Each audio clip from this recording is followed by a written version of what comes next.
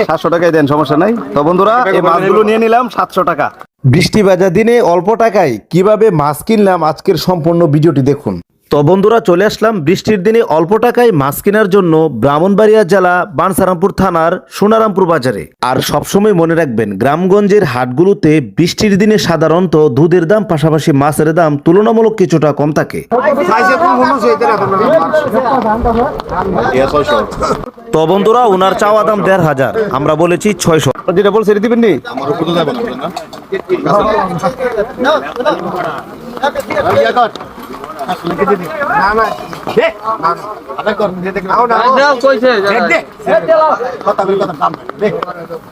দেন দেন দেন, মুরব্বীর কথা ঠিক আছে, দেন 700 টাকায় দেন, সমস্যা নাই। তো বন্ধুরা এই মাছগুলো নিয়ে নিলাম 700 টাকা।